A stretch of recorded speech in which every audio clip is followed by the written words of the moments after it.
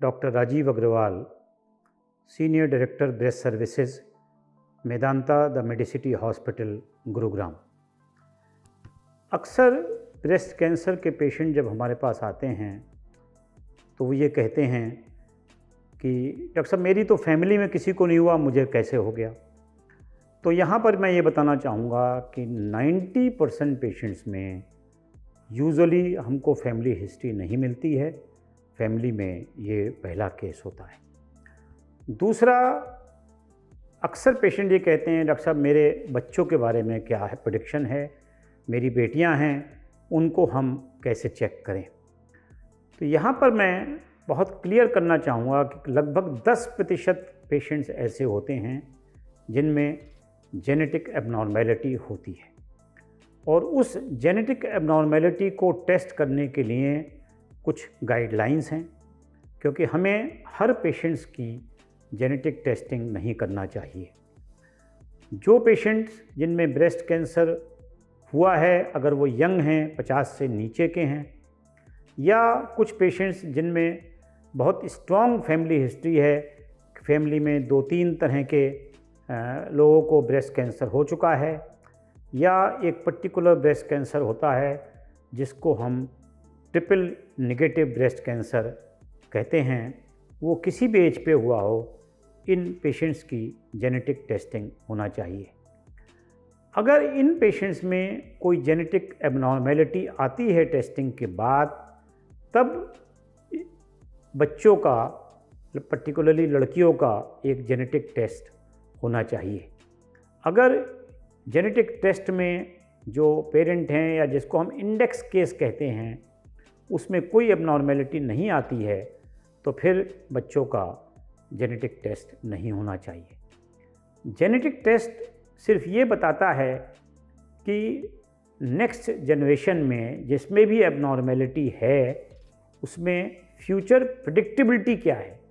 Abnormal genetic test का ये मतलब नहीं है कि हर बच्चे को या हर मेंबर को जिसका भी जेनेटिक टेस्ट एबनॉर्मल है वो उसको ब्रेस्ट कैंसर फ्यूचर में ज़रूर होगा। मेनली जो सबसे कॉमनली हम लोग आज जेनेटिक टेस्ट यूज़ करते हैं वो कहते हैं BRCA1 एंड BRCA2, या शॉर्ट में हम उसको कहते हैं BRCA1 एंड BRCA2।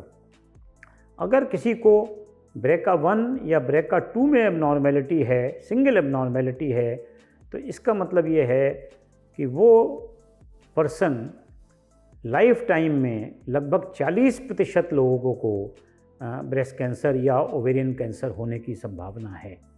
अगर किसी को BRCA1 या BRCA2 दोनों की एबनॉर्मेलिटी है तो लगभग 80 से 85% संभावना है कि लाइफ टाइम ब्रेस्ट कैंसर होगा।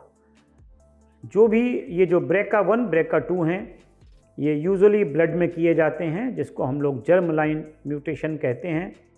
कुछ और रेयर टेस्ट भी हैं, लेकिन वो अभी उतना कॉमनली हम लोग यूज़ नहीं करते हैं।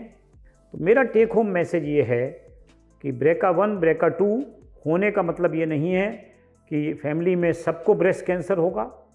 सिर्फ एक प्रोबेबिलिटी है कि डिपेंडिंग अपॉन कुछ लोगों को होगा, तो पैनिक ना करें। और उसके कुछ इम्प्लीकेशंस भी हैं कि जिन लोगों को बहुत ही high risk of breast cancer है, होने की संभावना है, या ओवेरियन कैंसर होने की संभावना है, उसमें हम लोग उनको या तो बहुत क्लोज फॉलोअप करते हैं, या एक प्रोफिलेक्टिक सर्जरी जिसको कहते हैं, या रिस्क रिडक्शन सर्जरी कहते हैं, कि जिसमें हम एज ए प्रोफिलेक्सिस दोनों ब्रेस्ट निकाल सकते हैं, और ओवरीज और यूट्रस के साइड में जो फेलोपियन ट्यूब्स होती हैं उनको भी निकाला जाता है। यही मेरा मैसेज है कि जेनेटिक टेस्ट सेलेक्टेड लोगों में करना चाहिए। अक्सर पेशेंट्स आउट ऑफ एंग्जाइटी, जिन लोगों में इंडिकेशंस नहीं हैं, उनमें भी पूछते हैं क्या डॉक्टर साहब मैं अपना जेनेटिक टेस्ट कराऊं। तो सबको जेनेटिक टेस्ट की ज़रूरत नहीं है, केवल सिलेक्टेड लोगों को करना है, और उसमें अगर एबनॉर्मेलिटी आती है तो उसको जो भी हमारी साइंस में गाइडलाइंस हैं उसके अनुसार आगे फॉलो करना है। धन्यवाद।